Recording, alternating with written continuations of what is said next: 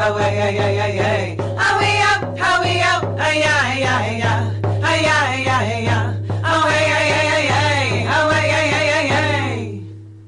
Hi everyone, welcome to The Bridge. I'm your host, Kira Young, and you've reached me on Revolution Radio at freedomslips.com.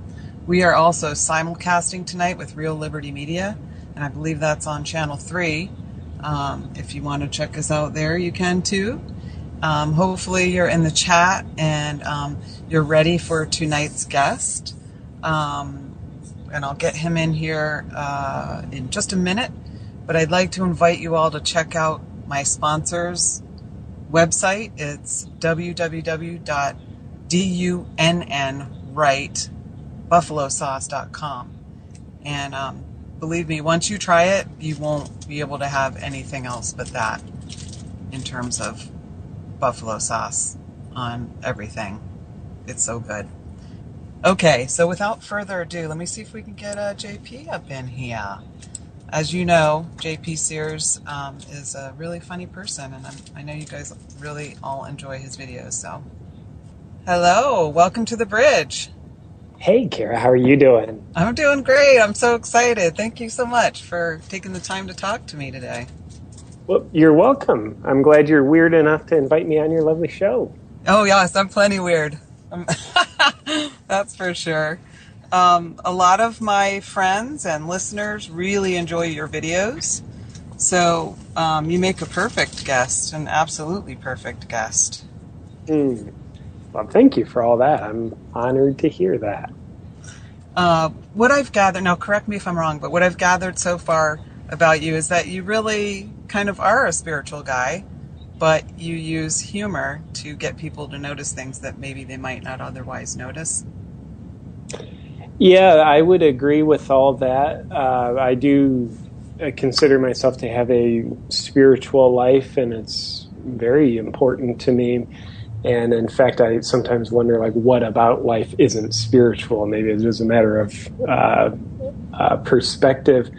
But yeah, and I personally don't believe that seriousness is correlated to importance. I think sometimes it's actually just the opposite. So helping people take a look at things, but also helping myself take a look at things through the language of humor and the lens of humor, it's something that it's important to me.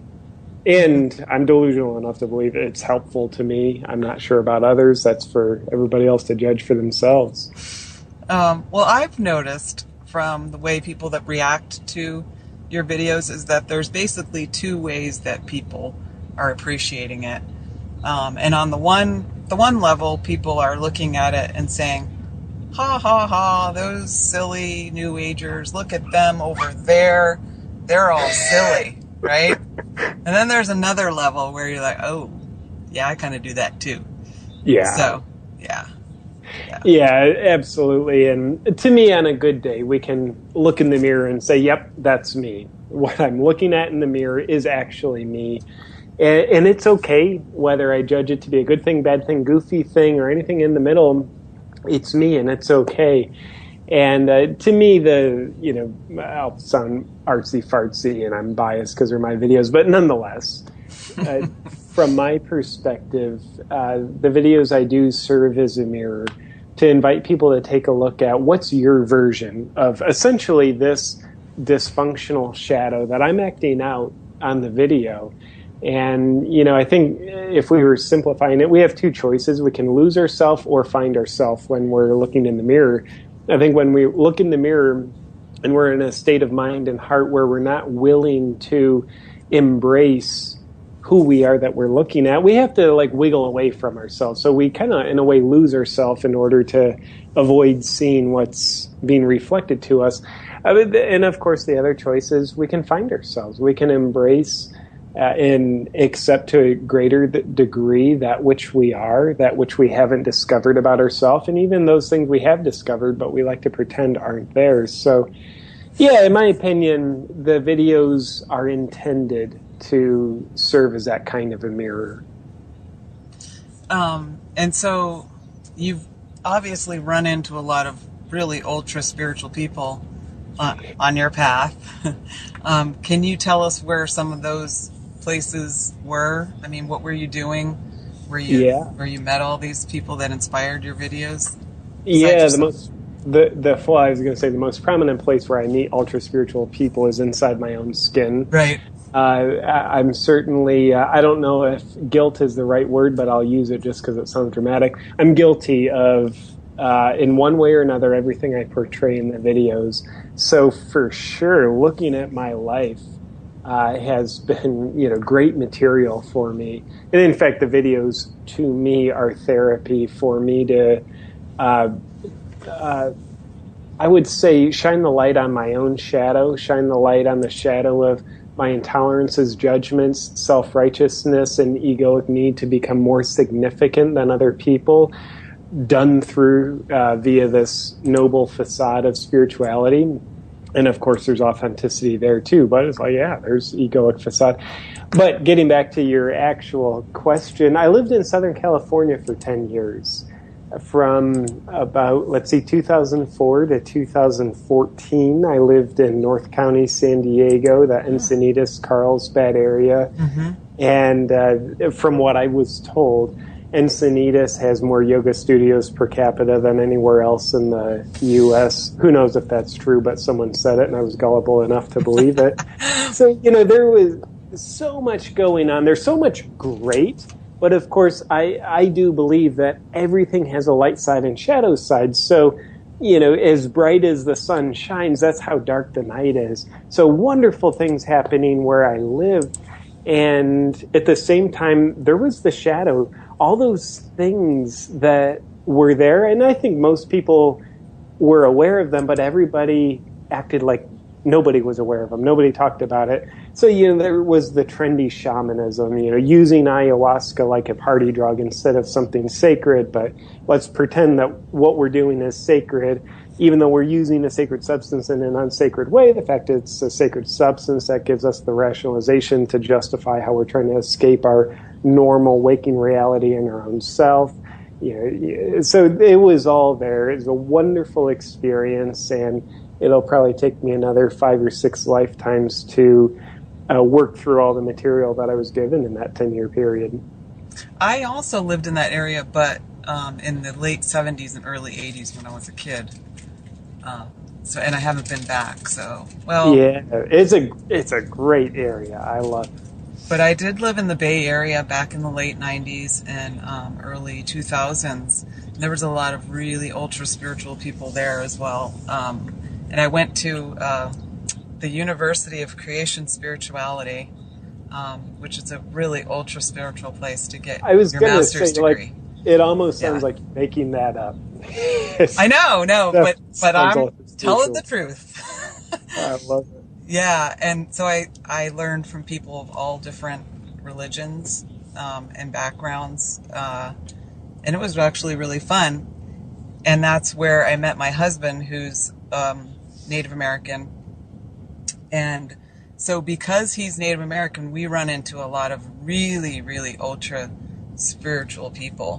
When they see him, they suddenly become very, very spiritual and want to talk about their past lives, and and he, because he's Native, automatically he's a shaman, and that's really, really fun to see that. That's almost. It sounds like it's almost like flattering racism.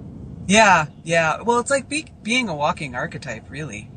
Yeah. Because Americans haven't worked their shit out when it comes to Native genocide, really. Well, that sounds true to me. Those that survived get to help the ancestors of the oppressors, I guess, work it out. Yeah, but that is what it's like. It's like being a walking archetype. But we all are, aren't we? Walking archetypes, whether we realize it or not. Yeah, I personally agree with that. I think we're always, we always have all the archetypes in us, and which ones are dominant in our lives, and are we expressing a light side or shadow side of it, and which archetypes are asking to express themselves through our lives, and do we allow that to happen, or do we suffer the consequences of trying to constipate the expression of what wants to live through us. So, yeah, I personally find so much value in archetypal wisdom. As soon as I started embracing this, mother goddess, earth goddess thing that people respond to, that's when it started to change into something else. I'm not sure what it is yet, but it's changing. Probably like the old lady archetype or something. Yeah, and when you say it's changing, I just want to make sure I follow you. You're referring to, is that the archetype that you seem to be expressing the most? Yeah, the dominant archetype. Yeah. Very cool. The old lady archetype. Yeah, I'm becoming an old lady, a crone. Oh, well, congratulations for stepping into the place that you're at right now. Yeah, I'm a little, slightly reluctant. Like I do things that appeal to my ego. Like if I heard somebody referring to me as the tall, hot chick. And so then that became my nickname because that really appealed to my ego and my not wanting to step into the old lady archetype. Yeah.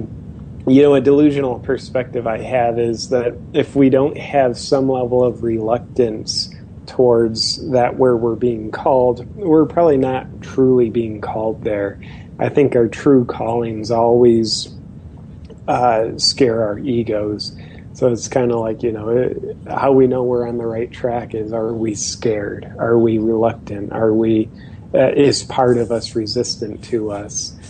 Because I think that reluctance is typically a response to change, and the change that's working for us. Or it could be response like we're about to kill ourselves. I'd be pretty reluctant to step off a cliff, but in the name of self-realization practices rather than self-preservation, it sounds like that reluctance is actually a pretty cool sign working for you.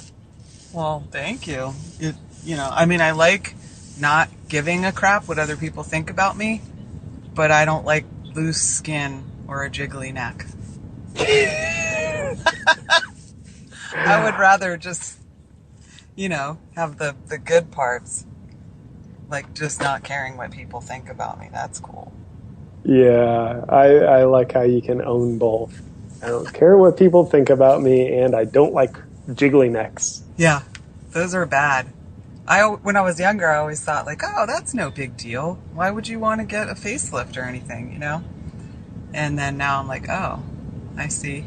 I see where you were going with that. It happens. But I have this weird juxtaposition also that I'm playing with because I discovered after being a cripple for 15 years that I was actually had celiac disease and not fibromyalgia. Mm-hmm. And so once I figured that out and changed, started treating it, then I lost all this weight, like 60 pounds, like massive amounts of weight. No problem. So I have this, and now I'm getting all my strength back, and I used to be really, really athletic, and it's all coming back. But at the same time, I'm aging. So I'm getting all this, like, good stuff back, but I still have a jiggly neck. It won't go away. It's not fair. Yeah, well, congratulations on your journey of finding your fountain of youth through regaining function. Personally, I'm not a celiac, but I am good old-fashioned, just regular gluten intolerant, and I've been, gluten-free for 14 years. Wow. Occasional slip-ups, but I certainly do much better without gluten. So for those of us who have a degree of intolerance, or certainly the mega intolerant celiac, I am amazed how much of a difference, for the positive or the negative, the exclusion or inclusion of gluten in our food can make. It's just mind-boggling, actually. Yeah, it blew my mind. And it really did. It blew my mind. I kept telling the doctors, like, it's not fibromyalgia, it's something else, because I'm getting worse under your care. Like, all these neurological symptoms started popping up, and I'm like, how does peripheral neuropathy fit into fibromyalgia? They're like, well, let's add another let's add another made-up syndrome to your bunch of syndromes that we say you have. Yeah. I'm like, isn't it all just one thing, usually? Isn't that your diagnostic maxim? It's usually one thing? Not 300 syndromes that you just suppress the symptoms for and then hope for the best? Yeah, it's pretty interesting. I think looking at symptoms, and it's typically, on a good day we ask, okay, here's these symptoms, weight gain, neuropathy, pain. What's causing those symptoms? And then we might say, well, it's fibromyalgia causing them. But I think a question that a lot of us can benefit from asking when we're dealing with challenges is, well, what's causing the cause? What's causing the symptoms, but what's causing the cause? And, Anyway, I think all that, in my opinion, goes back to, everything affects everything. We're a very interconnected being, and in my opinion, nothing happens by accident in our body or mind. Everything that happens, whether it's pleasant or horrendous, is happening for a reason, and discovering what the hell is that reason, what's causing this, and what's causing this cause of the symptoms. It's a mysterious journey, but one that I think a lot of us can benefit by undertaking. Yeah. And, I try not to get really, really, really mad at the doctors for misdiagnosing me, because once you get put in that fibromyalgia box, it's really hard to get out of it and tell them that they were wrong, because they're always right. But it also revealed to me the BS on the other side of things, the natural healer side of things, because I got just as much BS on that side of the game too than I did from allopathic medicine, but on the other side it was like, well, maybe it's this emotional thing you haven't dealt with, or maybe there were things I didn't deal with, but it all was something I was eating that I couldn't eat. I mean, that just blows my mind. And I'm still not diagnosed, but I just figured it out myself. So, yeah. And it was so painful too. I mean, I couldn't even walk on some days I couldn't walk. It was so painful. And I was on Percocet and methadone and just to get through the day. And one day I went to pain management, and I was arguing with the doctor. I want medical marijuana, dude. I don't want all this other stuff that shuts my gut down, and and then he was like, well, yeah, that probably would be the best thing for you, but it's against the law. So I'm like, okay, so you're making medical decisions based on this narrow confinement of what the law is, but not actually what's best for me and my medical outcome. Goodbye. So I just walked away. Yeah. And then I figured it out. So, and it's been a journey. And I loved your video about gluten intolerance, because it's hilarious how militant I was in the beginning. Like, everyone's being poisoned by this stuff. Like, you have to stop eating it now. Yeah. Because you automatically, project all of your stuff onto the world, And now I've sort of calmed down a little bit.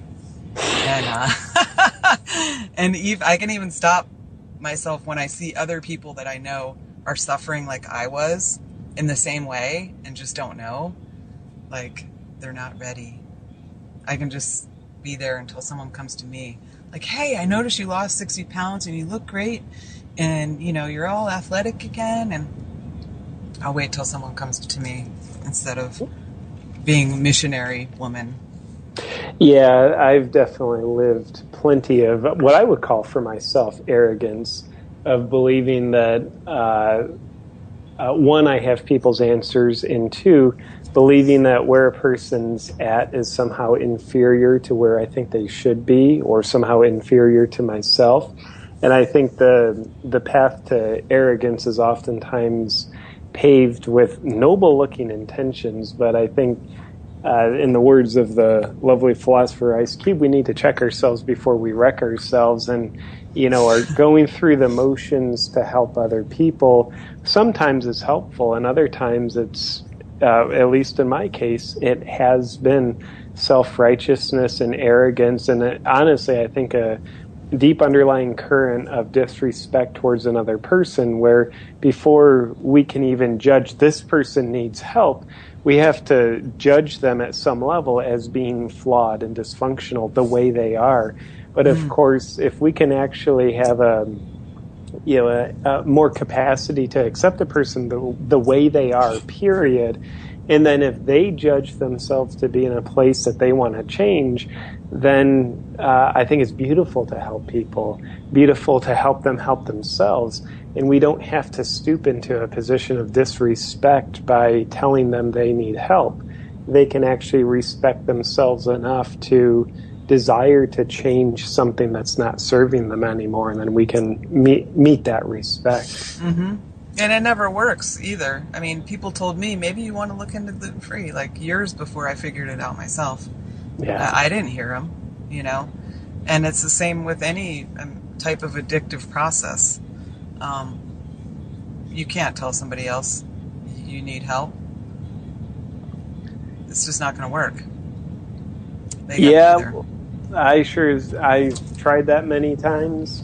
Part of me is probably delusional enough to still want to try it some more, but I agree. We could tell, if somehow we could comprehend the absolute truth about somebody. I don't think we can. I think it's always our relative perspective. But if we pretend we could tell someone the absolute truth about themselves, and that's not necessarily helpful, because will they hear it? Maybe they'll listen to it, but will they hear it? Probably not, until they decide they're ready to go beyond wherever they're at, good, bad, or indifferent. So it's just amazing, in my opinion, how helpless we are about getting other people to hear what we want them to hear.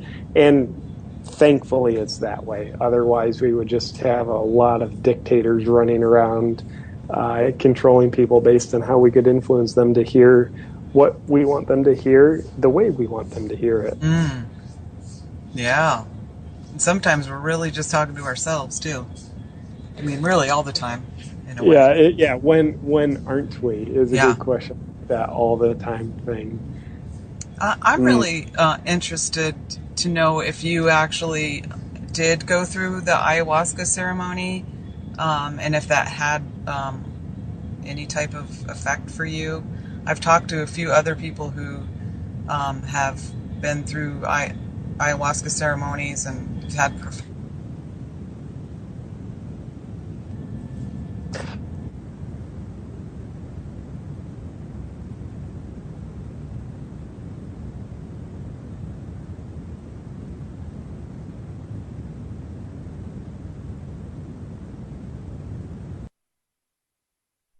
gone for a second there.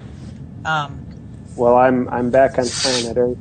Okay. Would you mind repeating the last part of the question about the ayahuasca ceremony? Yeah, I've interviewed a few other people who've been through ayahuasca ceremonies. There's a group up in Winnipeg that I've talked to, a couple of their members who follow Juan Flores, who comes up from Peru, and he's really into connecting other natives with his native people in that ceremony. And I've had some pretty deep discussions about the ceremony itself and plant medicine and things like that. And I just wanted to get your, I saw your video and I heard what you said before about, using it like in a party way. And I just wanted to know if that's something, if you have gone through the ceremony and your thoughts on it and how it... not with ayahuasca itself. Let's see, about 10 years ago, I had 3 experiences with DMT, dimethyltryptamine, which is a component of ayahuasca, and 3 experiences also with LSD, all within the context of a quote-unquote ceremony. And so I personally have, and I haven't had the inner calling to use any psychedelics since.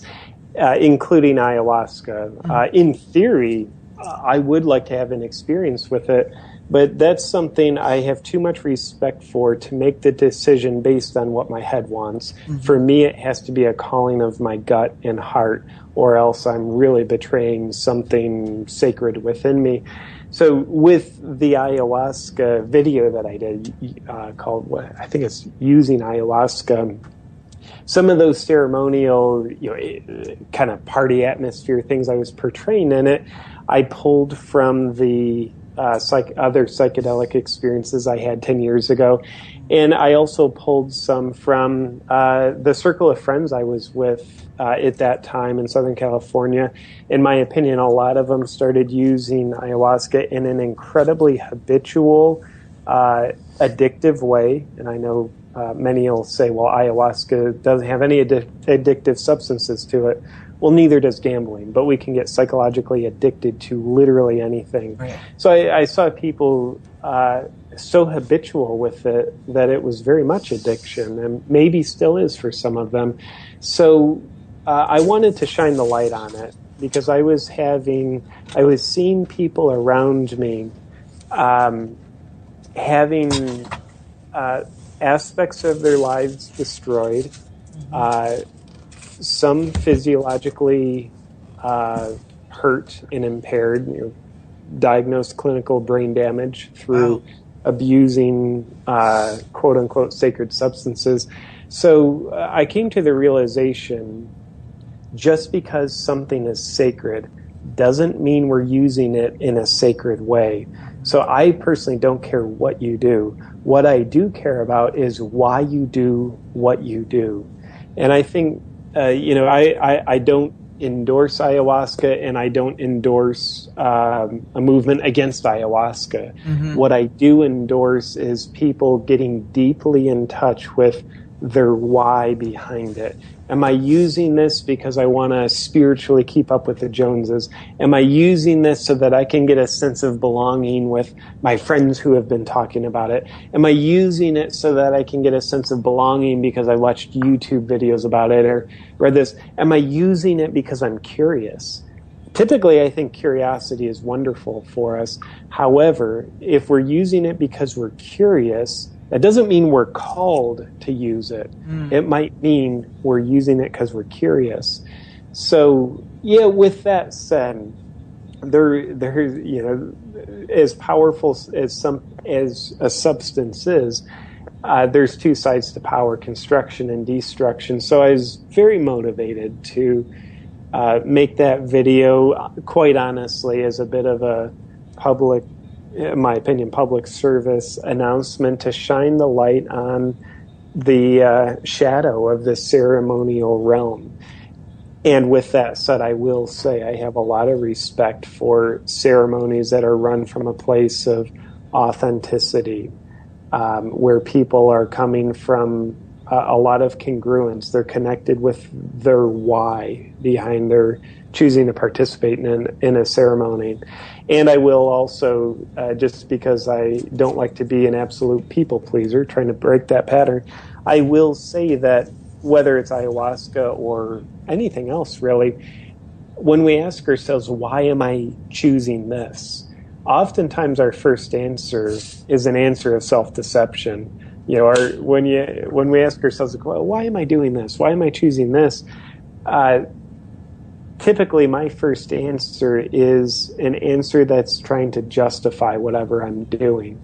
But I think, not to be seduced by our own first answers of why am I using this or why am I not using this, but getting very deeply in touch with our why, in my opinion, is very important, because I think a sacred experience has the potential to really help us find ourselves.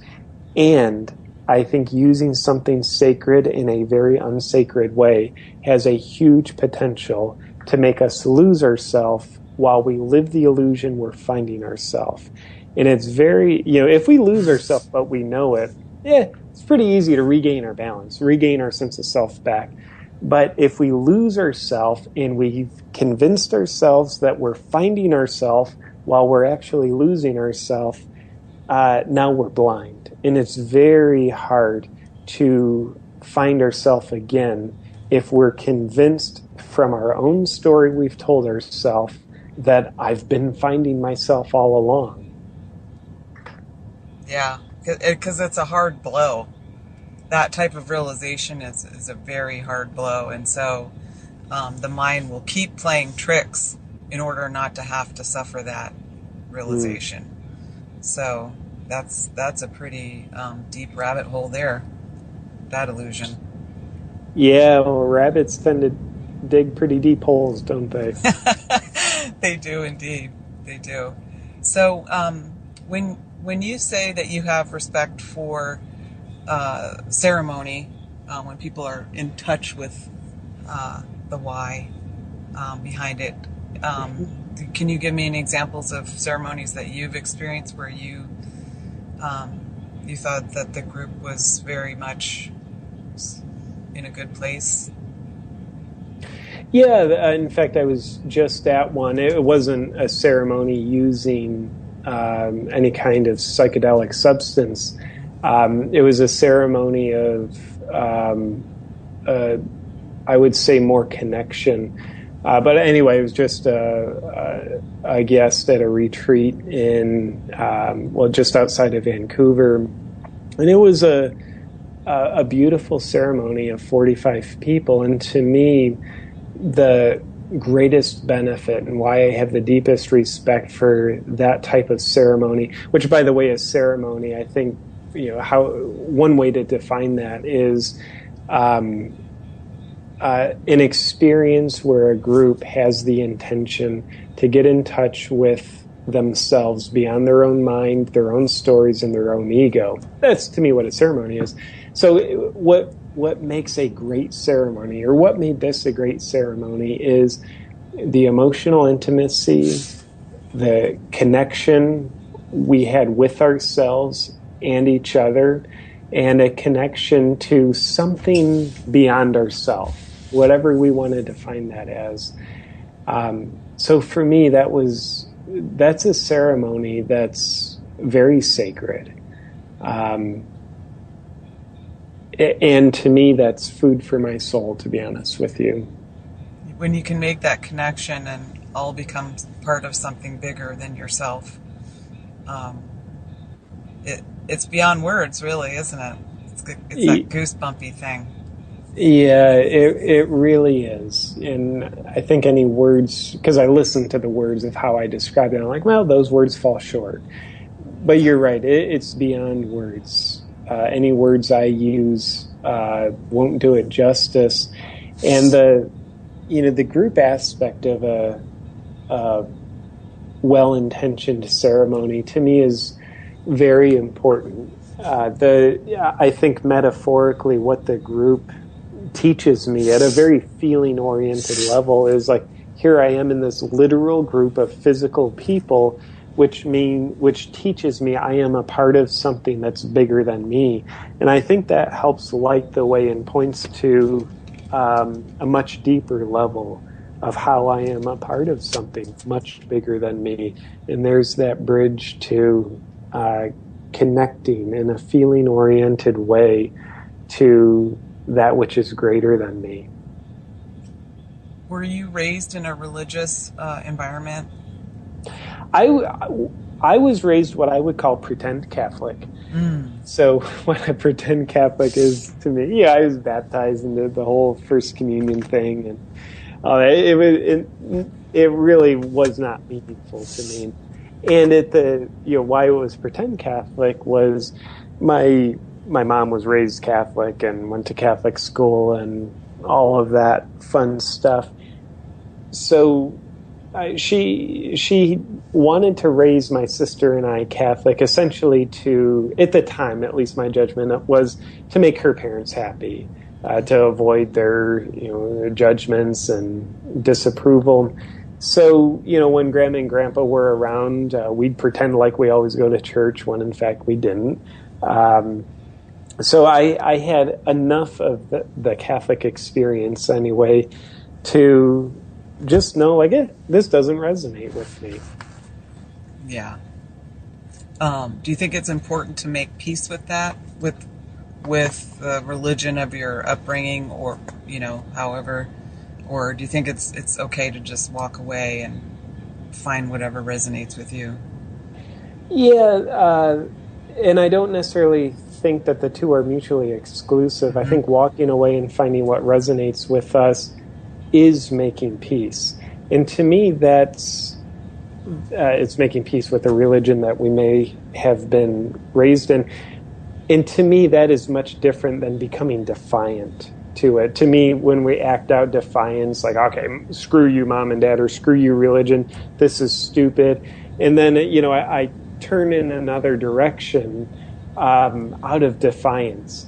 To me, that's not making peace. It's actually still being controlled by the religion that I don't subscribe to. And, how am I being controlled by it?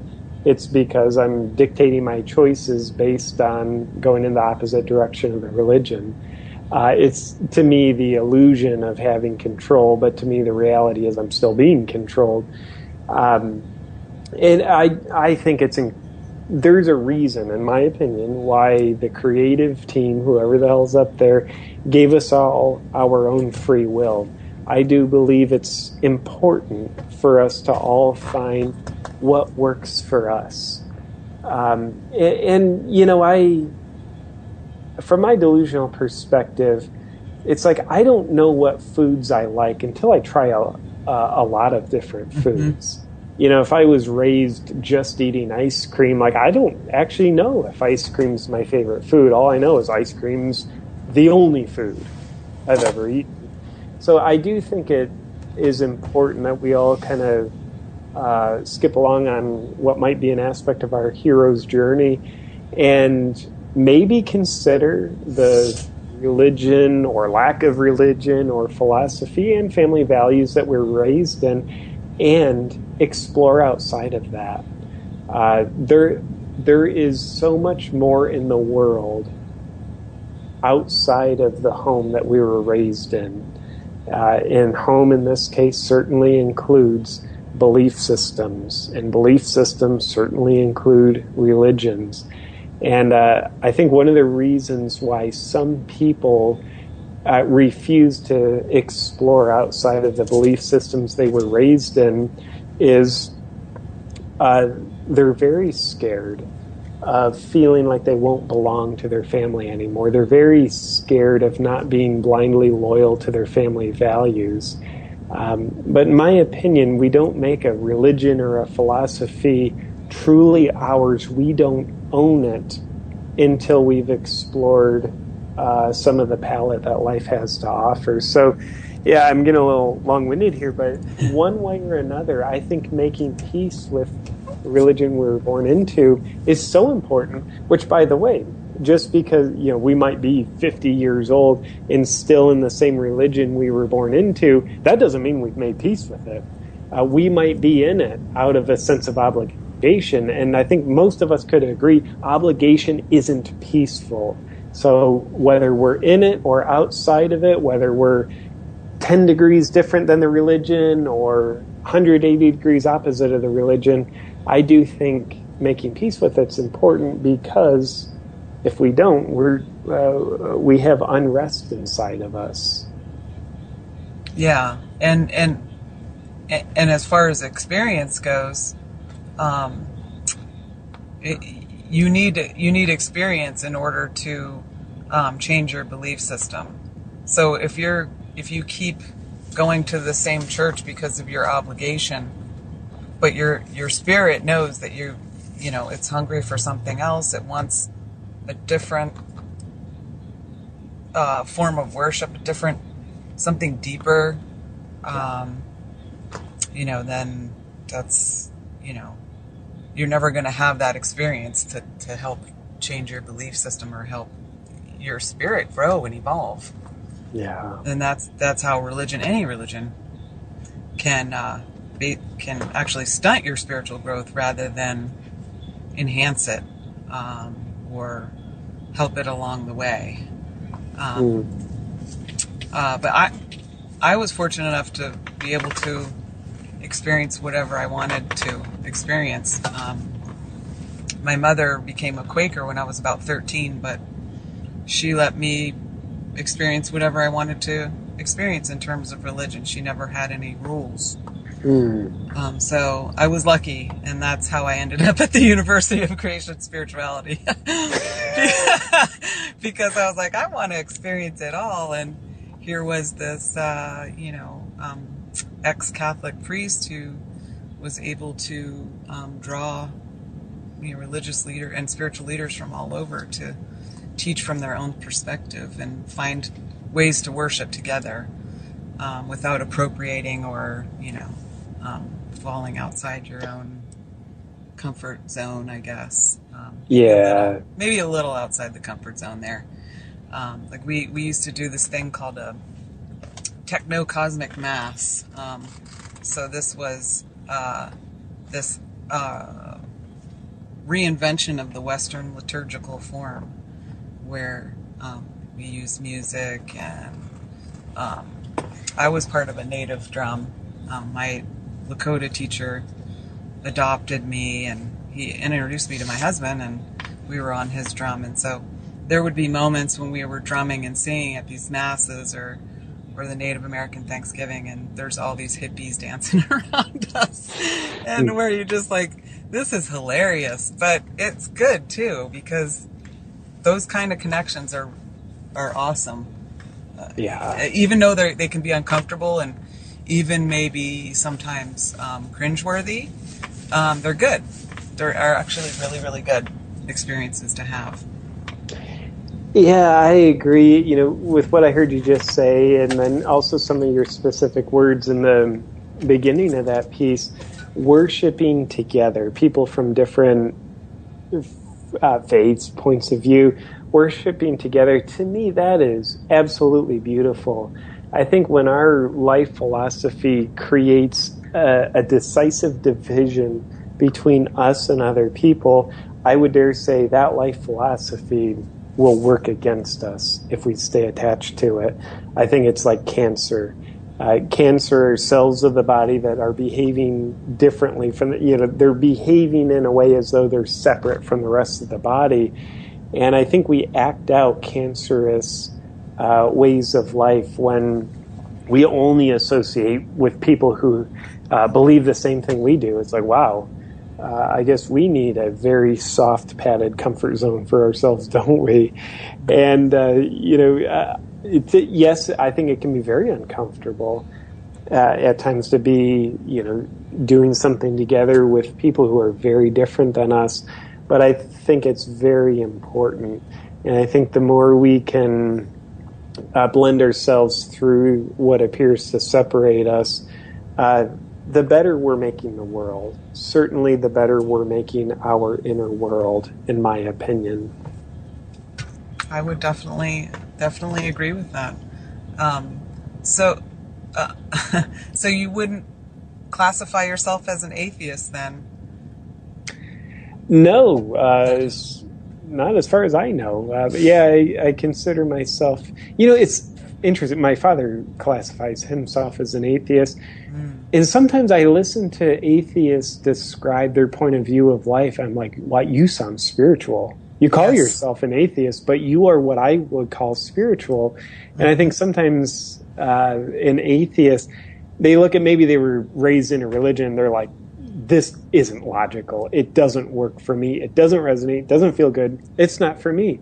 So if that's their only, sort of a literalized version of a religion, if that's their only reference of what God possibly is, then it makes sense that they would say, well, that I don't believe in that God. I don't believe in that definition of God, so therefore I'm an atheist.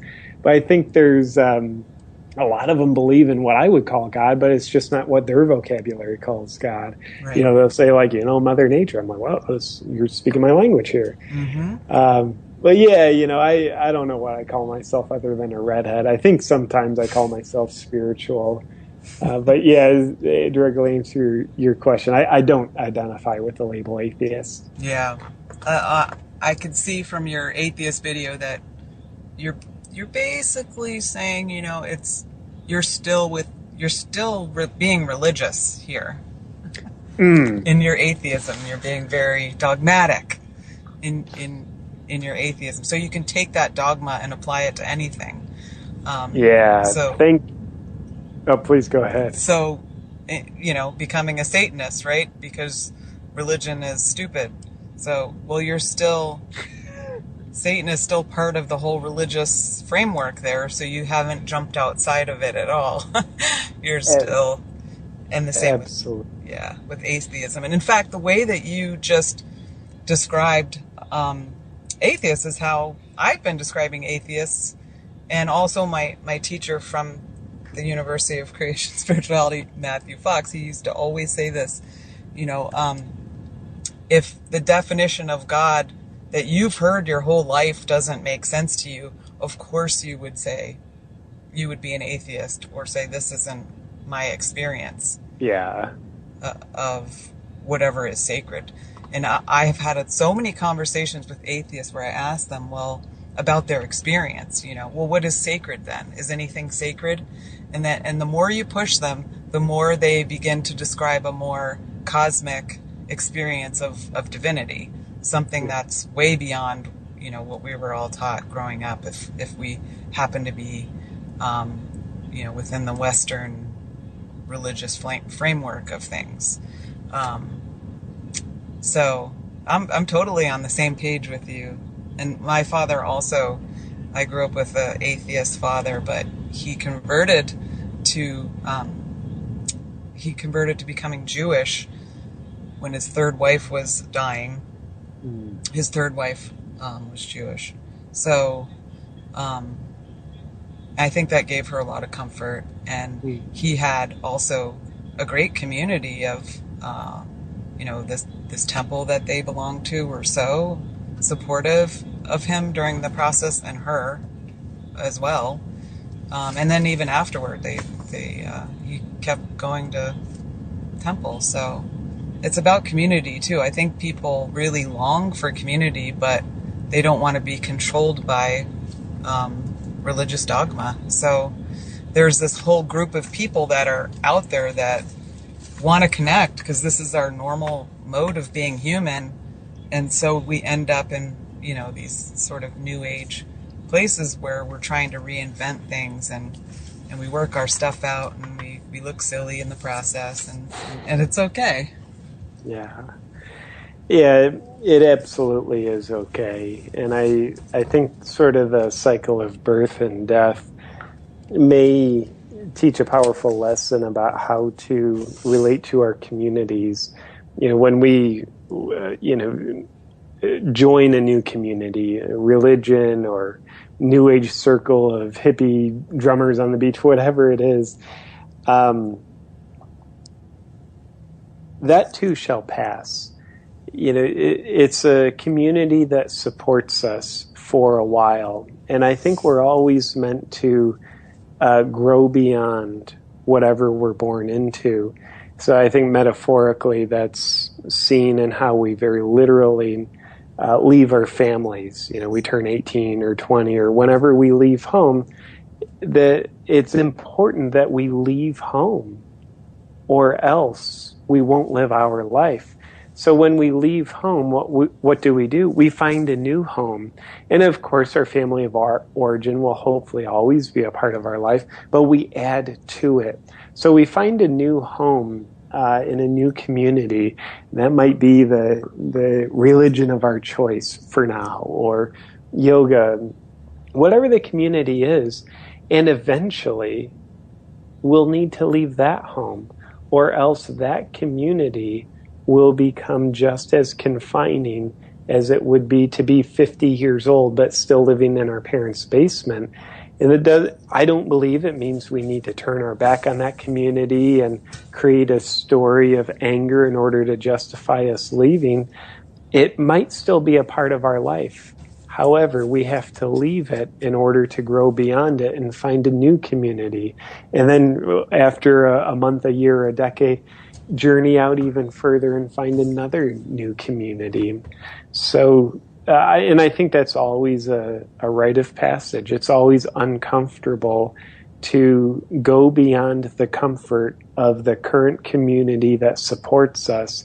However, if we don't do that, this community that supports us, in my opinion, will become confining to us. And it's not them doing it to us, it's us doing it to themselves in their presence.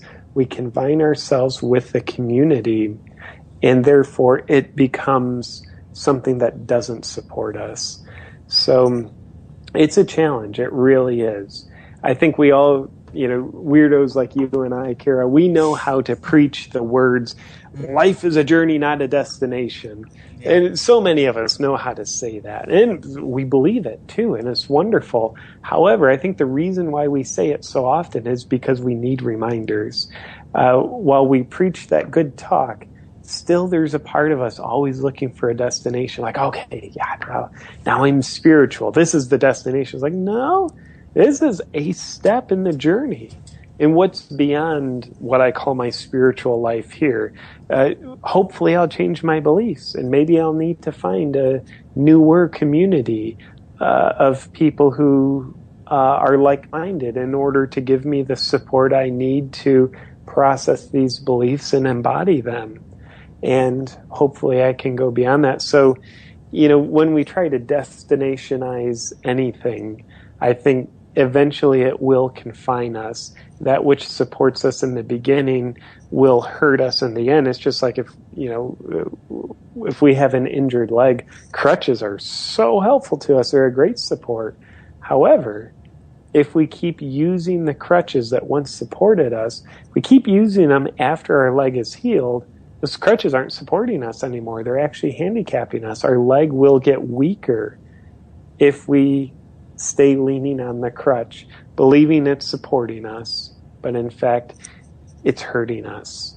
So anyway, I forgot why the hell I started saying all that, but it felt good to say it. Well, I think, we really don't have a lot of experience figuring out when those moments are. So we always need guidance throughout our lives, as we're developing.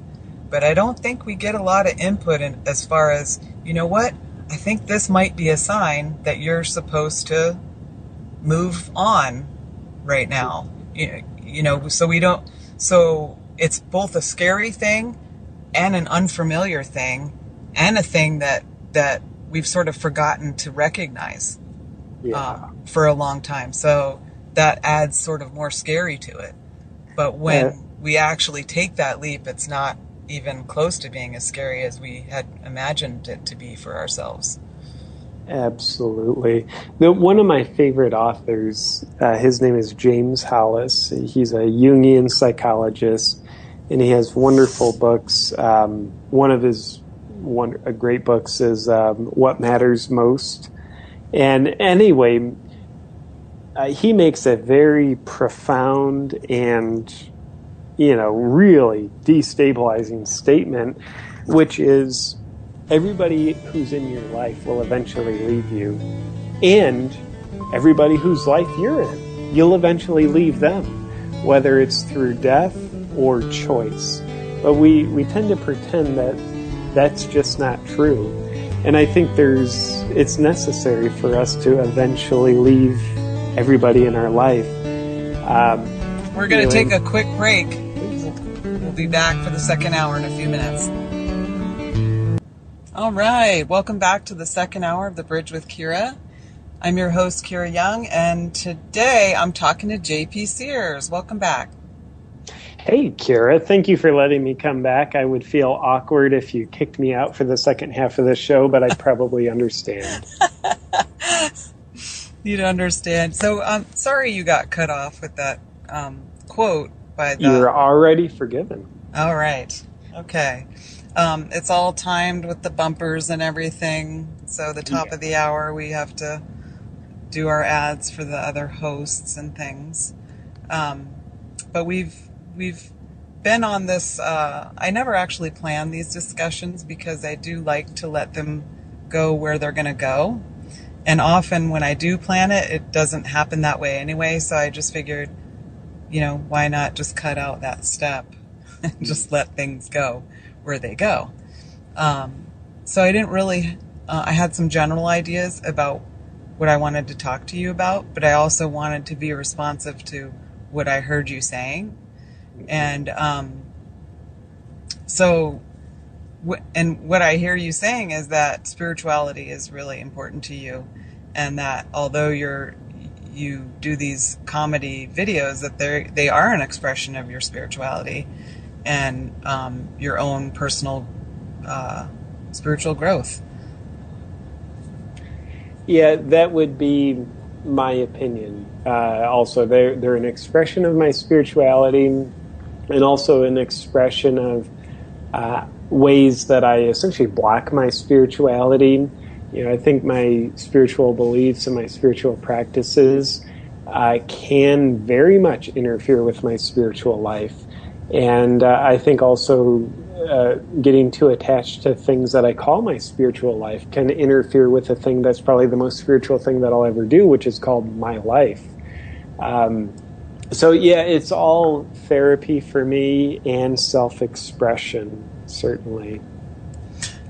I heard you say that in a interview that I listened to, that you were making these type of videos, these more inspirational type of videos, and this character just sort of emerged.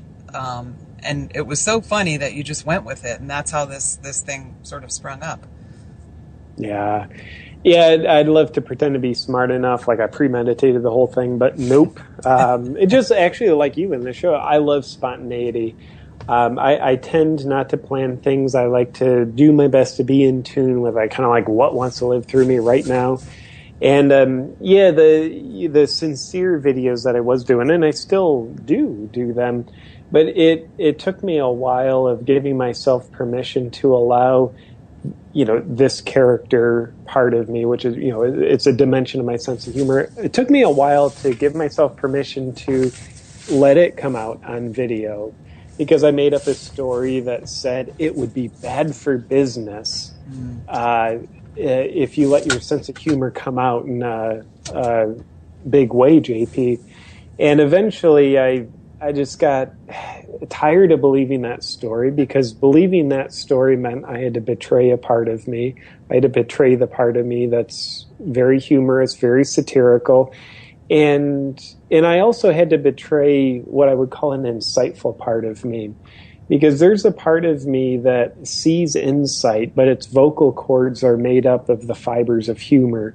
So being able to express some perspectives and insights I have through the language of humor is a way that I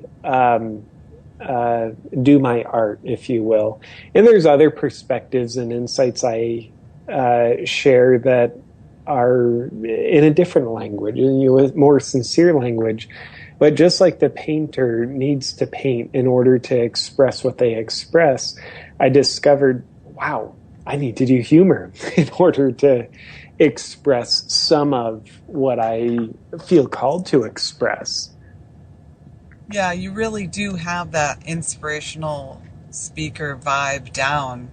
That really comes out. And so then it makes the impact of the satire even more funny, I guess you could say, is because the inspirational speaker is so believable and so present there at the same time. It's like these seemingly opposing simultaneous realities, that are right there, and juxtaposing them is what's so funny. One of the things that is funny about it. We might call you in the native world, we might call you a contrary. That's interesting. Can you tell me more about what that means? The contrary, this is in the Lakota tradition, is the person who does everything the opposite, and they're always there to poke fun at the leaders, to remind them that they're really no better than the rest of us.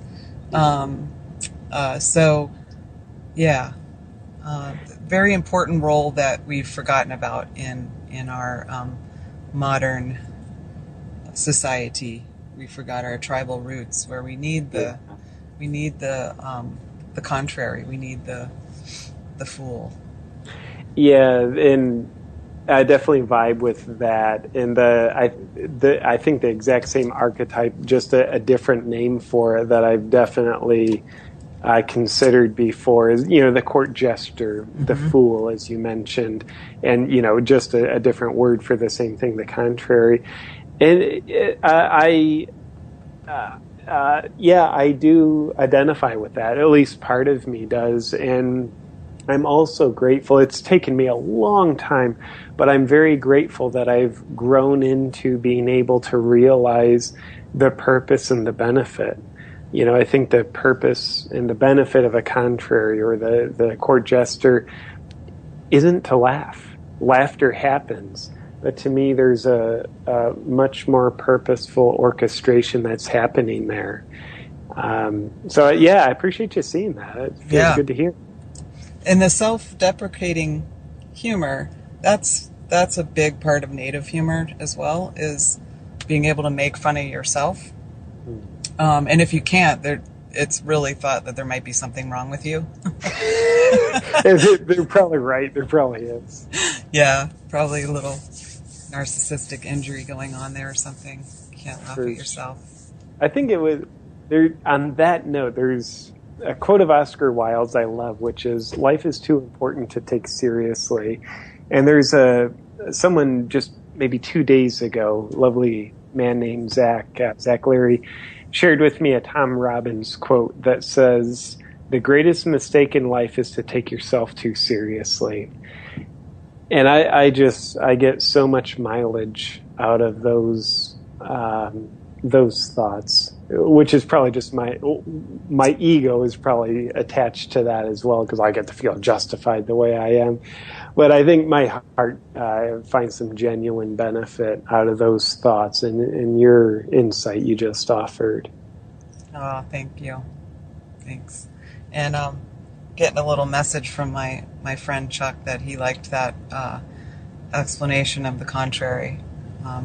And he is Lakota, so I'm glad I'm representing well there, Chuck. So and actually, I will. Chuck is telepathically wanting me to add this to it, Kira. Yes.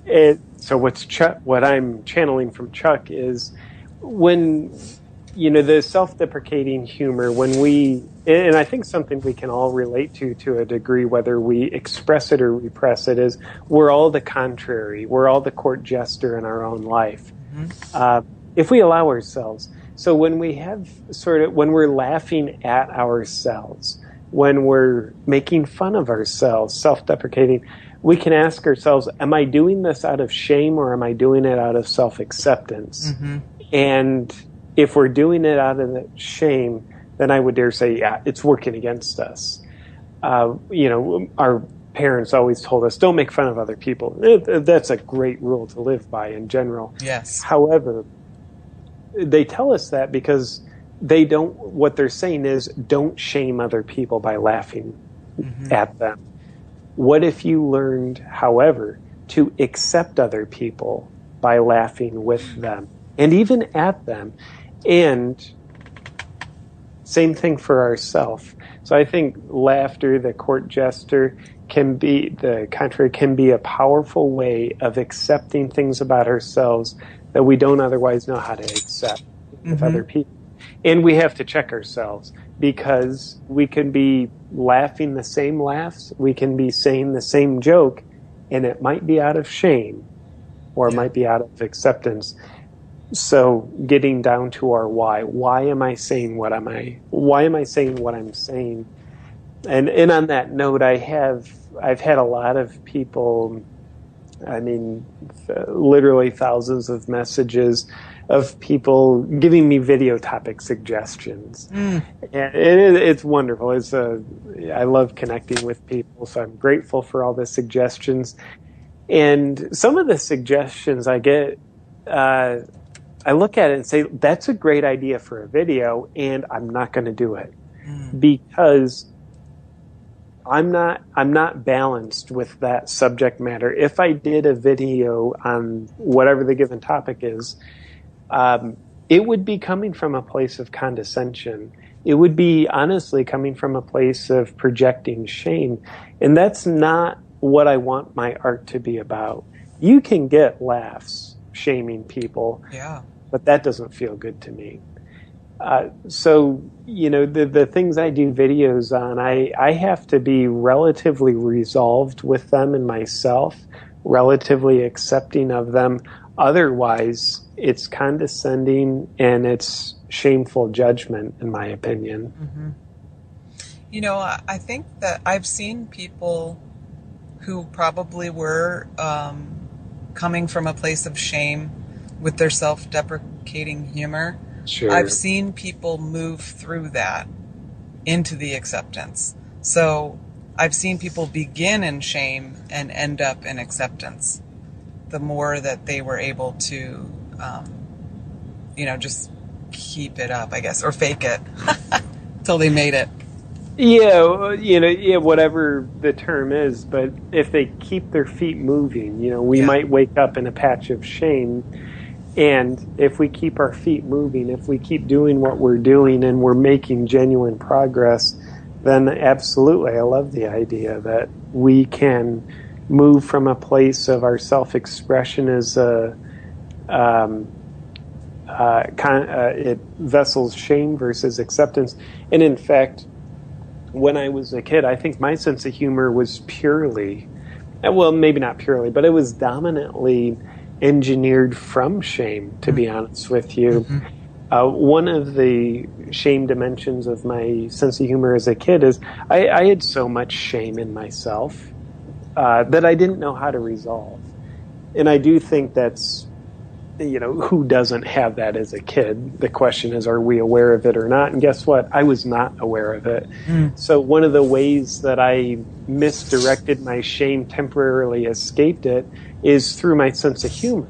So I would make jokes, make people laugh so that I could feel significant in the moment to escape my inner sense of insignificance. But guess what? Those jokes, they were all shame-based. They were emanating from shame, dictated from shame. And sometimes jokes would certainly be at other people's expense in a very shaming way. So, but I love what you said because it's helping me realize, I did that journey too. My humor was originally engineered from shame. And present day, I prayerfully hope, I might be delusional as hell, and I definitely am, but hopefully this isn't. Hopefully my sense of humor now facilitates more self-acceptance and acceptance of others. Hopefully. And compassion, too, is a big one that people always direct outward and forget about themselves. And so they're being ultra spiritual and compassionate with others, and then they go home and beat themselves up, Absolutely. I wasn't ultra spiritual enough today. I was just spiritual, damn it. I wasn't.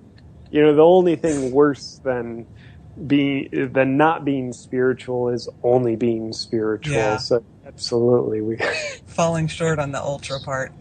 Yeah. For sure. So you mentioned earlier about people pleasing, and that's something that I've really been working on myself, because I see it as an in for pathological people to make their way into my life, and I'm really I notice that pattern, okay, I'm always making friends with psychopaths and narcissists. Yeah. And then they idolize, devalue, and discard me.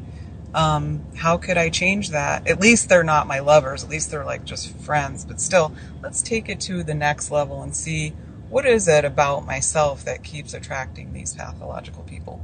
And so the latest thing I've hit on is, I'm a people pleaser. That's what says I have no boundaries. Come walk all over me, please. So I wonder if you could elaborate a little bit on your own for sure searching. Yeah, I own so much real estate in the people pleaser, approval addict realm. And yeah, I love. First off, I appreciate your vulnerability, Kara, of sharing. Like, yeah, you attract people that seem to be psychopathic. They use you, then they discard you.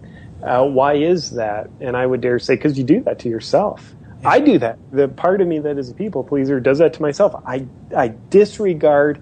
I discard my authentic self, what's really true for me, who I really am, so that I can morph into being what I think other people want me to be, so that I can get their approval, so that can be the temporary high being injected into my veins, and it feels wonderful for almost 5 minutes, and then it wears off and I've got to do it again.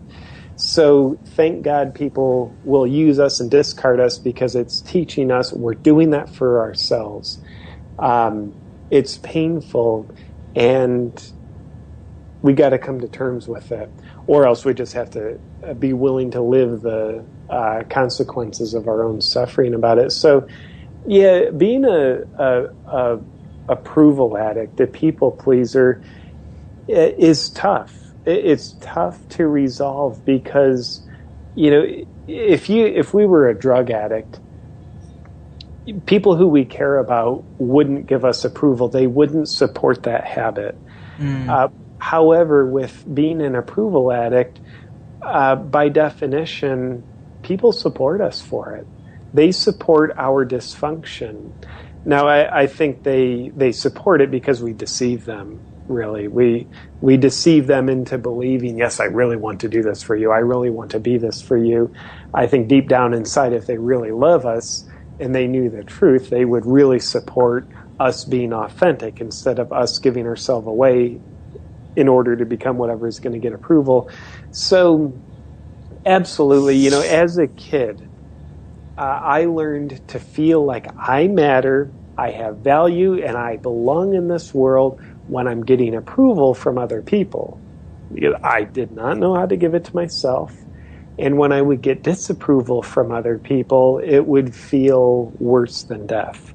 So I learned to make the purpose of my life not about living my life, not about honoring myself, but I made the purpose of my life about becoming whatever will get people's approval.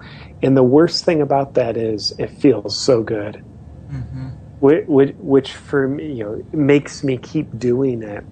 So I do think one of the paradoxical truths of life is, in order to find ourselves, we must first lose ourselves. So eventually, after several decades of losing myself to the pattern of addiction of approval getting, I experienced enough pain to motivate me to find myself. And, you know, it's kind of like, you know, once we reach a threshold, now it's more painful because I'm more aware of the self-betrayal. So there's more pain than pleasure in order to get people's approval. Like, their approval feels great, but what hurts so bad is the self-betrayal. And it took me at least 30 years to even become remotely sensitive to that, and at least a few years longer to be willing to do anything about it. So nonetheless, it's a scary pattern to break, because there's a very young child, at least inside of me, who says, being myself is risky because it means I might not be loved. And according to this inner child's program, it goes on and says, the only way I'm loved is if I can get approval. And you know what? Getting approval has nothing to do with being myself. So when we boil it down, it's all self-rejection. It's not self-love. We're rejecting ourselves in order to get the approval of other people, which is the illusion of love. It's not true love. So I will say, it, and I struggle with this still, but the good news is I struggle rather than just being complacent with it. But it can be very scary for me to say no to people. You know, I have a lot of opportunities coming my way, and it is somehow scary as hell and liberating as hell when I feel my internal, heart and gut. I don't like to make decisions based on what I think. I like to make decisions based on what I feel. So usually within 2 minutes of a conversation, I know, like, is this a deal for me? Is this a partnership for me or not? And, oftentimes it's no. It's just odds are I'll be saying no more than I say yes to opportunities. And it's so scary to say no because, like, why would this person like me if I'm not going to be the partner they want me to be? And sometimes they will like me anyway. And honestly, sometimes they won't. And it feels so good and so liberating to be willing to go through that fear. Because if I'm willing to go through the fear, on the other side is a deeper, real connection with myself. But if I'm not willing to go through that fear of risking getting their disapproval rather than their approval, that means I'm afraid of the fear and I won't even approach it.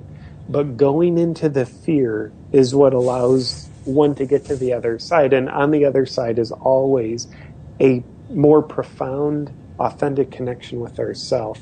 And to me, that's becoming more and more apparent. It's worth the fear. It really is.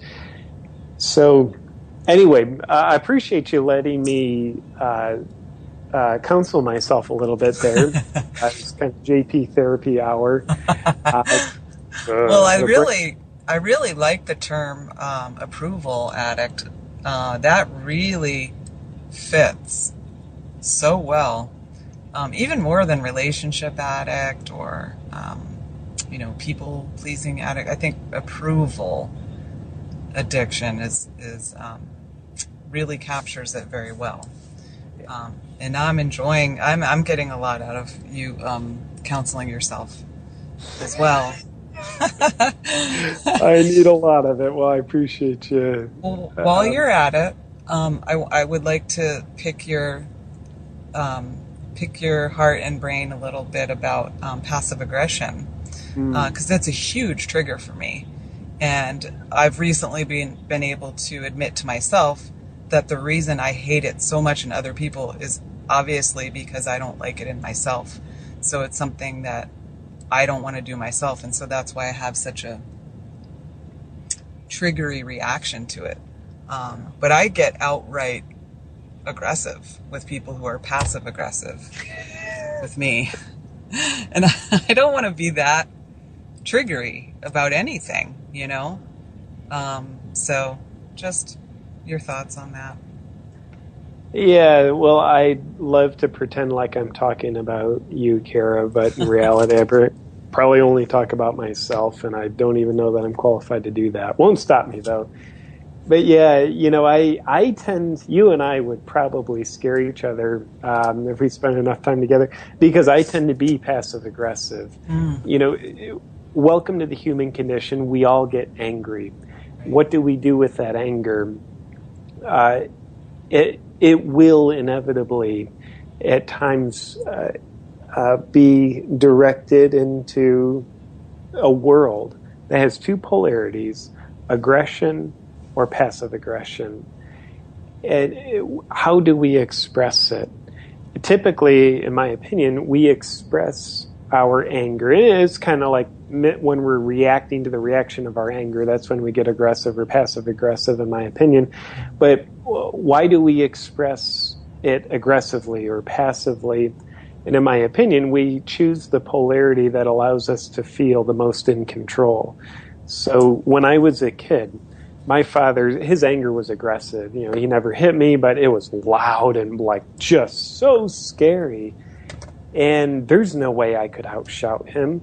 And in fact, it would scare me to death to even try. I was like, wow, that would just escalate Dad's anger. So I learned to feel in control. Deep down inside, I learned to feel in control of my angry, out of control father. Getting aggressive, the more passive I became. It's the illusion of everything's fine here. But, what passive aggression looks like and smells like. So I learned to feel in control. It would make me feel way out of control to get aggressive because it was just too scary for me with my father's aggression. And I wouldn't be, would it be safe to say, Kira, I don't want to put words in your mouth, so I'll just ask, did you have you said you get pretty triggered by passive aggression. Mm-hmm. Was one of your parents pretty dominant with passive aggression? Gosh, I would say more so a step-parent than a parent. Got it. Yeah. So, while I don't really know anything about your life, I would hypothesize you found a way to feel in control of the step-parent. They would act out passive aggression, and it's the illusion of power. Aggression or passive aggression is the illusion of power. None of us want to feel like someone has power over us, so we react without even thinking about it. Kind of the unconscious brain, the reptilian brain that's just wired to survive, not to make us happy, but just wired to survive, makes a millisecond determination. I get my power back and I have the illusion of power over this person. If I go to the opposite polarity, because I can't out-compete them, they're older than me. I can't get more passive-aggressive than them. So I'll get more aggressive than them. And I might express it in the moment, or I might bottle it up for 10 years and then express it once I get out of the house, and it just feels safer.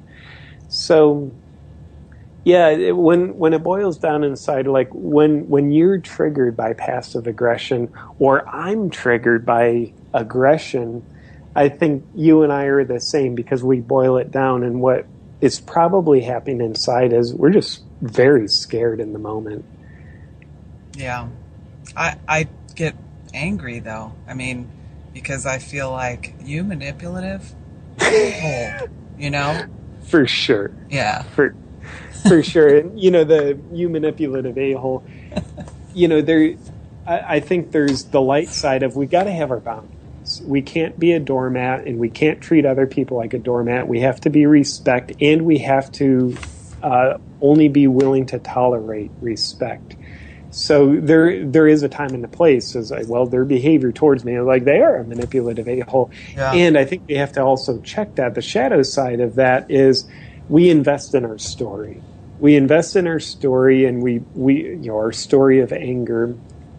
And if we believe that blindly, then I think our anger becomes a barrier between us and our deeper vulnerability of fear.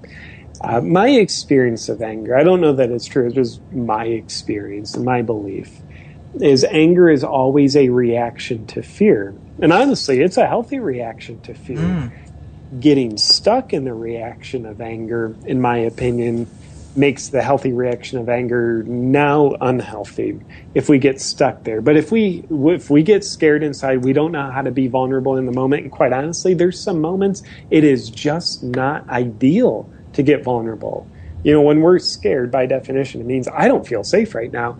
And if I'm truly not safe, then it is a great idea to not be vulnerable. It's not safe enough to feel unsafe. So we get angry. But as soon as the time comes where we're truly safe, and maybe we're always safe, but we perceive we weren't, but nonetheless, once we're truly safe, anger no longer serves us. Now what serves us is getting vulnerable and actually feeling the fear directly rather than reacting to the fear through the deflection of anger, in my opinion. So fear kind of says, I feel out of control. Anger says, I'm trying to regain control. And there's two ways to regain control, actively or passively. In other words, aggressively or passively, in my opinion. Mm-hmm. Yeah. Oh, definitely. There's definitely always probably fear underneath anger. So it's good to look at that. Yeah, and it's sometimes very deep under anger. Sometimes it's very hard to get to. And I think really the best we can do is the best we can do. Journey towards our fears with curiosity at a pace that challenges us but doesn't overwhelm us. And typically for me, when I notice like I'm expressing passive anger towards people in my life, usually it's hindsight for me, where I become curious about, well, what was I afraid of there? What did I experience that made part of me afraid?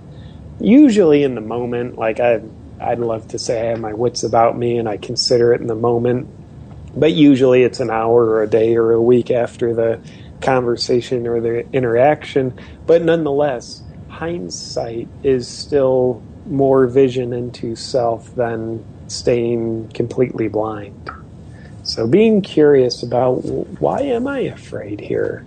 And I think also a powerful dimension of coming to terms with our fear that drives our anger, that drives our aggressiveness or passiveness, is asking ourselves, what does this remind me of? What life experience or memory is this situation reminding me of? Because once upon a time we were all small, innocent, and quite honestly helpless creatures called children. So there were many experiences we had, be they trauma, pain, or challenge, that were legitimate safety concerns, physically or psychologically or both. So oftentimes we're still stuck in those places. And if we're still stuck in those places, we get what you use the word triggered, where we experience something in the present moment and we start reacting, not to what's happening in the present moment, but we start to react to where we're still stuck in the past, because the present moment, the trigger just reminded us of where we're still stuck. And if we're still stuck in a place of overwhelming fear because we were once a helpless child, then that memory, those experiences need to be felt and resolved. So I do find a lot of mileage in asking ourselves not only, okay, what am I experiencing right now with this person that has me afraid? You know, what about me is making me afraid? But also, what memory or life experiences does this remind me of? You know, I'm getting somewhere with this because I think it's fear of not having my reality believed or validated. So fear of the narrative of the more powerfuls, you know, the complete lie of a narrative becoming what's believed or what's reality. Wow. Yeah. Yeah, that makes sense. What I heard you say is there's a part of you that feels incredibly discounted when your reality isn't believed or acknowledged. And being discounted is incredibly not only scary but shaming. So there's a part of you that becomes aggressive and fights for your right to have your reality count through anger. That's rather than through the vulnerability of saying, wow, I feel so worthless right now because my point of view, my reality wasn't acknowledged. Wow. It's much easier to fight than it is to be vulnerable. So I love hearing your insights, sister. Thank you so much. There's a couple of topics I wanted to get to, and we have about 20 minutes left.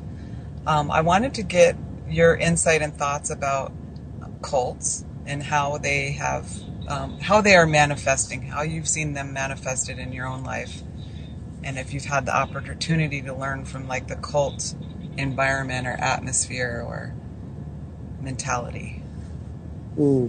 Yeah, well, would I be able to ask you your definition of what a cult means to you? Yeah, a cult is where people in the beginning, they gather around a common idea or thought or sort of relationship to the world or part of the world.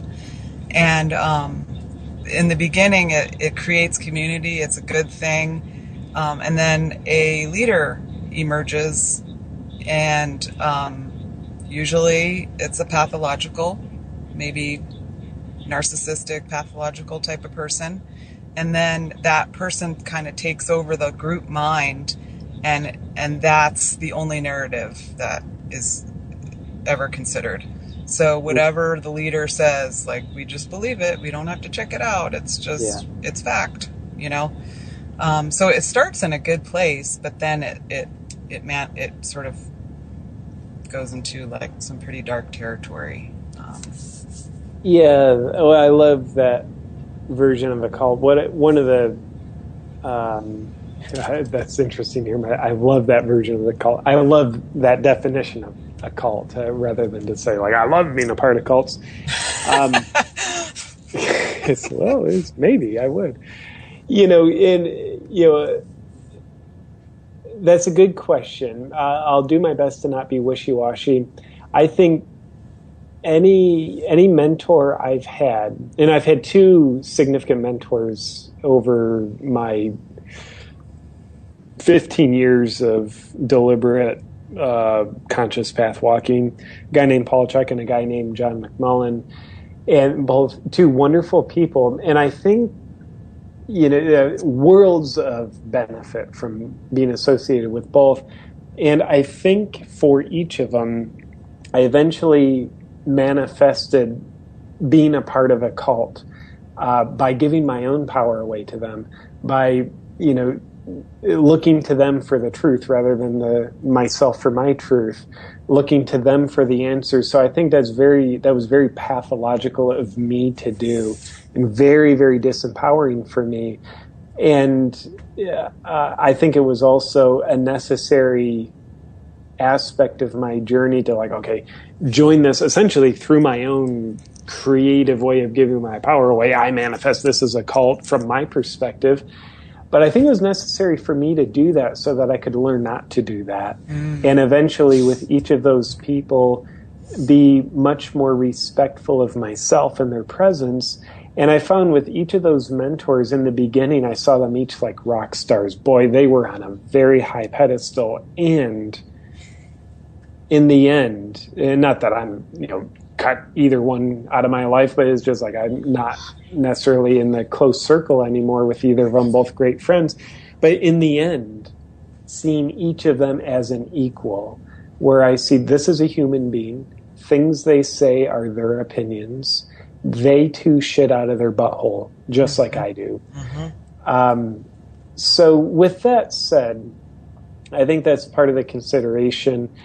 And I think both of those men, along with any other human being, whether they call themselves a mentor, a leader, a guru, or a teacher, they have their egos, and they have the aspects of their ego that feel gratified by people looking to them for answers. And I think both of these mentors I've had also have another part of their ego that helps check that so it doesn't get too far out of balance. And I do the same thing with myself. So that's the dimension I've been maybe a part of cults. Have I been a part of a cult where we drink the Kool-Aid and go kill someone or wait for the spaceship? No, I haven't. And have I been a part of cults where there's what might be called clinical brainwashing going on? No. But maybe I have, but they just brainwashed me to think that I haven't been brainwashed. That might be part of the brainwashing. So, yeah, It could be. I think the word cult certainly has a negative connotation. And with that, connotation negatively there, I don't think cults are a good idea. But in this more watered down version that I'm sharing that I've been through, I think that's incredibly healthy. Because, if we're working with a mentor, one of the reasons why we're working with them or a leader is to find more of our own power. So if we were fully connected with our power, we wouldn't be working with them in the first place. So I think most of the time when we adopt a new teacher, leader, mentor, to some degree, large or small, we'll have them on a pedestal. We'll discount our inner wisdom in favor of their external wisdom. And I think that's okay as long as we keep moving through that rather than getting stuck in it. I think it can lead to much more self-empowerment, again, if we work through it and keep going. But it can be very easy for people to get stuck there because it can be very comfortable to sit back, make the mentor into our metaphoric parent, and we feel as though we're a child and this is the powerful parent that I always wanted but never had. So it can be incredibly comfortable while being significantly disempowering. Absolutely. Absolutely. And the other aspect is not, besides the wisdom and the truth that we make our own cult leaders. I mean, by giving over our own inner wisdom and by putting them on pedestals, we make them. But in the context of the creation of a cult, creation and destruction of the cult, there comes a point where if there's a more Machiavellian type of leader that emerges, where there's a lot of control going on. So there's brainwashing, maybe some even control the diet, or there's all these control mechanisms in place to keep, not only are people controlling themselves, by denying their own wisdom, but there are other external control mechanisms in place, and severe consequences for leaving. Sure. So that's a struggle for people once they find the courage to leave. The consequences are, they can be stiff, depending on the cult. Absolutely. Yeah, but it's still quite a significant. Quite a significant thing that can help you to learn about yourself and teach you how strong you are. I've had the opportunity to talk to people who've escaped those type of, Jonestown type of cults that were really dangerous. And they do get to a Zen-like place once they've gotten to a place of safety and they have support of a community again. But it can be pretty lonely. Yeah, absolutely. I've had the chance to work with clients who have been literally born into cults. Some of them are religious cults, some of them are sex cults, but each of these examples, they're dramatically dangerous places to be. And when a person's born into them, it's, higher purpose. I'm sure there's that, and it's beyond me what the hell the purpose is, even though it's there. Yet it's still, it makes a part of me sad that some people actually, not through their conscious choice, but just through serendipity, they're born into these incredibly dangerous environments destructive environments that, as you said, have very stiff consequences for leaving. And it can be years worth of working through trauma, not only the trauma that was psychologically, physically, and sexually inflicted on people while they were part of the cult, but also the trauma of leaving the cult, because here's the world of belonging, only world of belonging a person's ever known, and it's very traumatic to leave it. It's very traumatic to stay in it. Mm-hmm. So yes, huge catalyst of growth, necessary to leave, and very challenging with the stiff consequences you mentioned. Yeah, so and I think there's different levels too. I mean, there's the really established cult, and then there's cult-like behaviors that people just sort of exhibit. And so these things can come out in various ways. They can come out online. It can come out in your daily life. And it's spiritual laziness. You looking for answers outside yourself. Because that's more comfortable. And that's what's encouraged. And that's what we're taught to do, is to look outside ourselves. So it's uncomfortable to go, oh, wow, I really wanted, to be a part of a group so bad that I lost my moral compass in the process, or lost myself in the process. Yeah, we all, I believe, one of, if not the strongest fundamental human need we have is the need to belong. And that can easily be preyed on and manipulated, and we can easily also deceive ourselves in order to get our need to belong met. We can definitely sell ourselves in order to feel a sense of belonging. And I think the most ideal way to get our sense of belonging met is to be connected with something greater than ourself, which ironically can only be found within ourself. I think how we plug into that which is greater than us is a plug found inside of ourself. But it takes a while for us to figure out to look for that, and even once we've figured out to look for it, it's hard to find. Yeah. So it can be very easy for us to sell our power, for us to surrender it, give it away, in order to feel the gratification of belonging to another group, even if it's working against ourselves.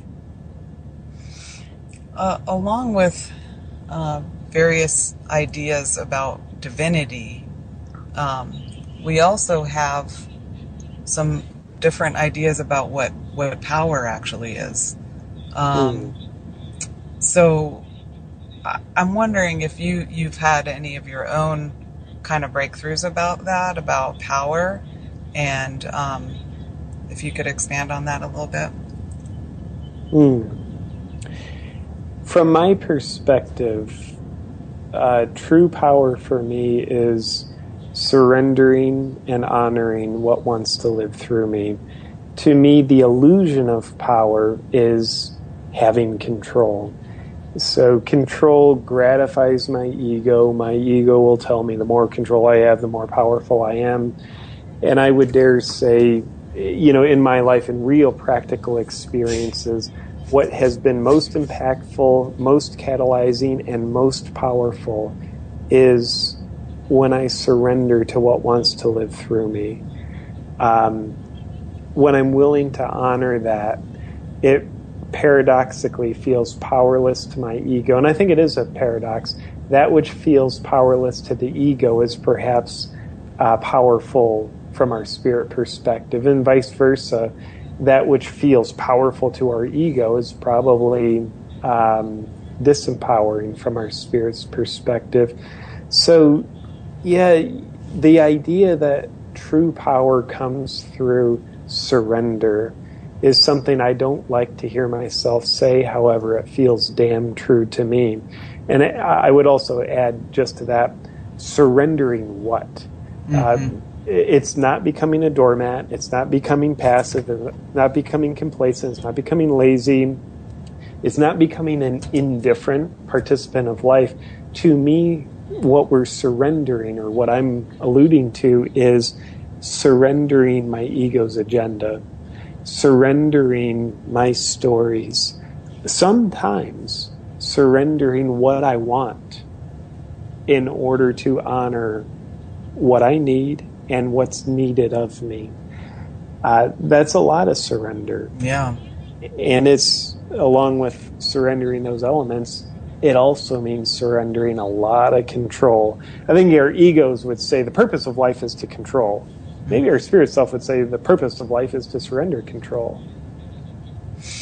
And I imagine that spiritual practice is a huge part of learning how to do that. So what, and people, we all have preconceived ideas about what a spiritual practice is.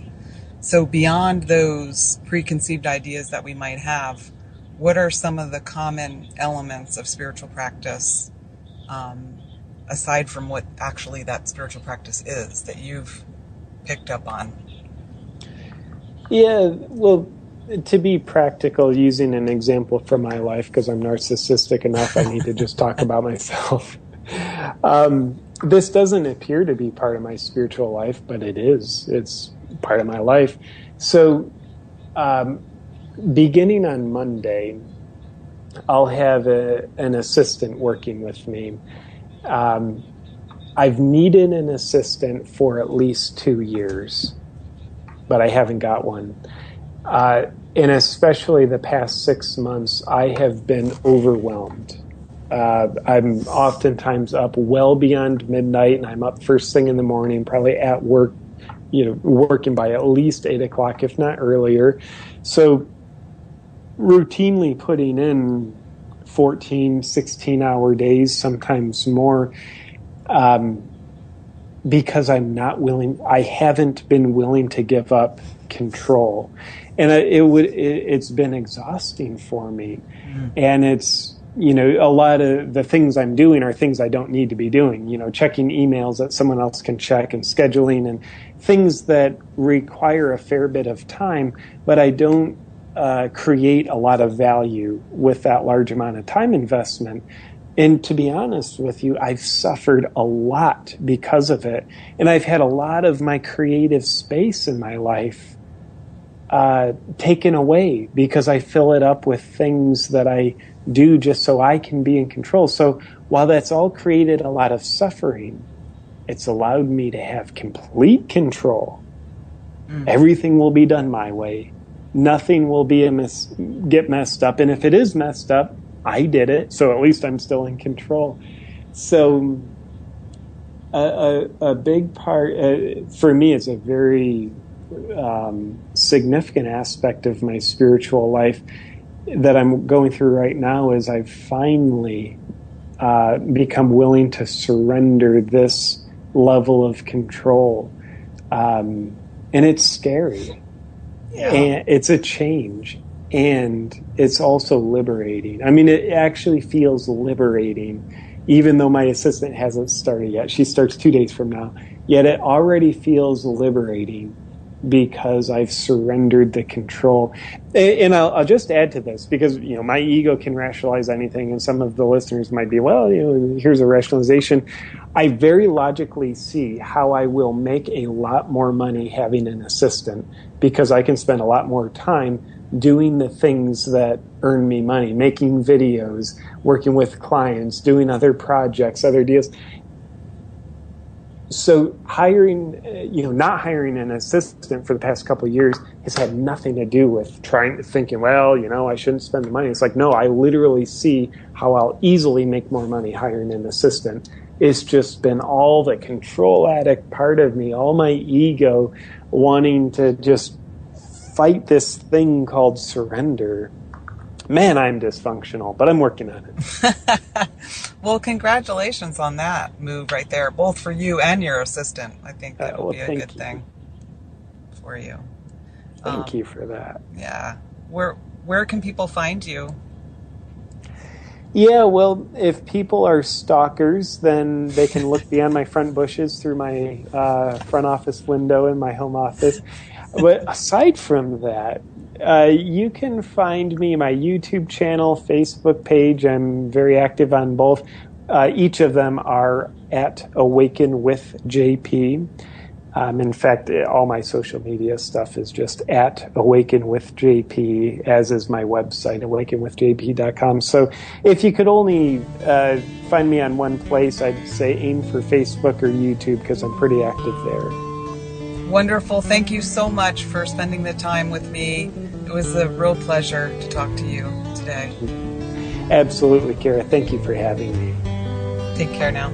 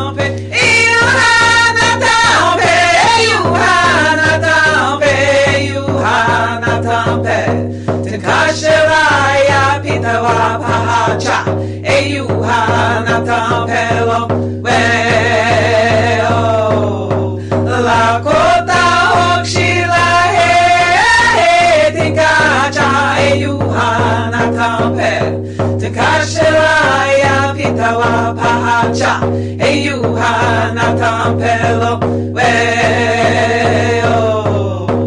Lakota hokshila, he, tinkacha, eyuha natampel, tukashela ya pitawa pahacha, eyuha